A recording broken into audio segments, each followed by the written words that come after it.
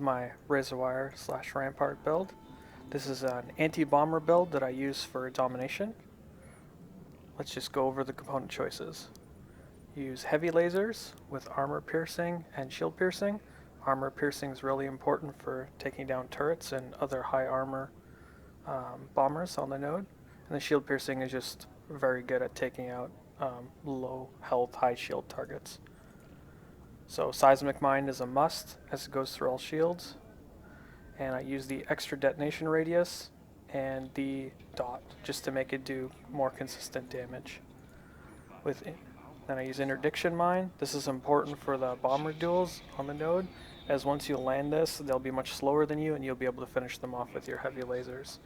I take the extra mine, as with its smaller radius than seismic, it's often stays up for the entire cooldown.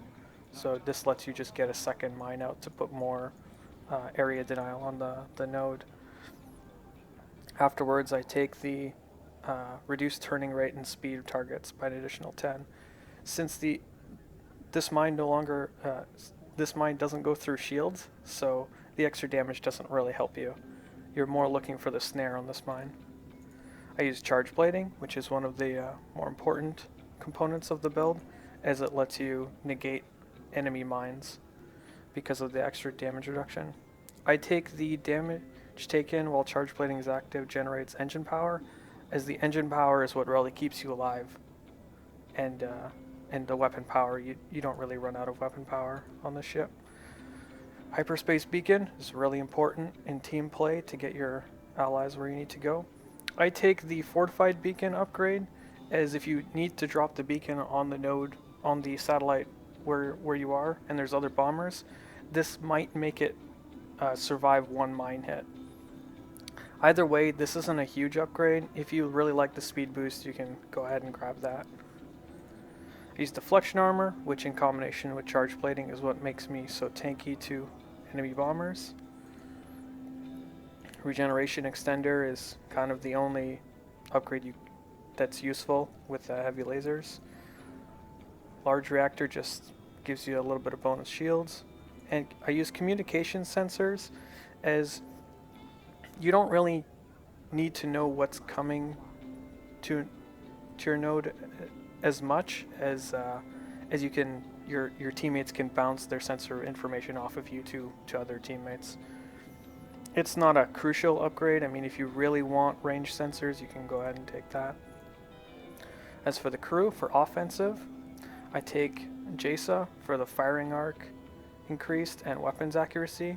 The firing arc isn't a huge boon, as heavy laser tracking penalty is so bad it doesn't help you that much, but there's not really much else to take.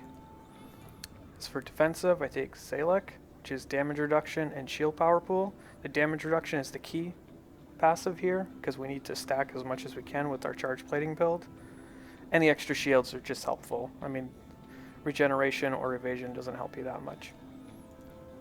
For tactical, I use Mako. This gives you sensor radius and communication range. This lets us stack as much communication as we can to give more information to our teammates.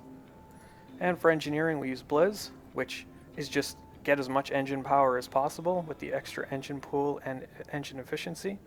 And we use Blizz as our co-pilot because we get Hydrospanner. This ship suffers from not having good co-pilot choices, like of anything. But because you have such high damage reduction, the tiny little heal Hydrospanner gives, where it's normally useless on any other ship, it actually helps here, because you're taking 1% damage for 20 out of 30 seconds. This helps you deal with that tiny little attrition. So that's the build. I'm going to go over how to start if you're just starting over, like what upgrade purchases. So first we're going to talk about the purchase order when you don't have these components. So I would start by purchasing hyperspace beacon, then charge plating, then interdiction mine, then deflection armor, then large reactor, and then finally heavy laser cannon. Now once you have all these pieces, that's when you want to start actually upgrading your gear. And from there, alright, so for upgrade order, we're going to do 2 points into charge plating, 1 in each mine, like this. Alright, 3 in deflection armor, 1 in hyperspace beacon to reduce the cooldown, and then 4 in heavy lasers to go get that armor penetration as fast as possible. After that, those are really your crucial upgrades. Once you get those, you're going to feel really good about the ship. It's going to play how you want it to play. From there, you do 3 in large reactor, 3 in regeneration extender.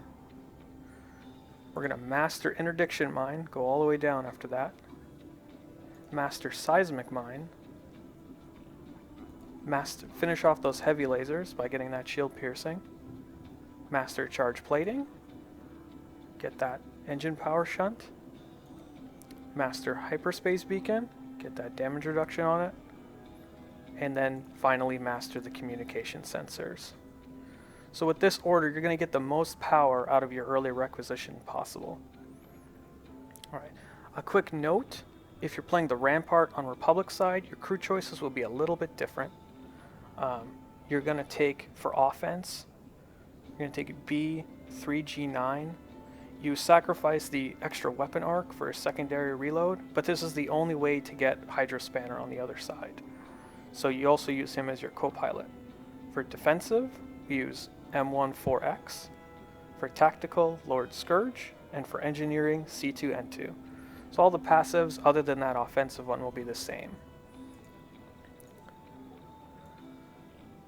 And that's everything for the build tutorial.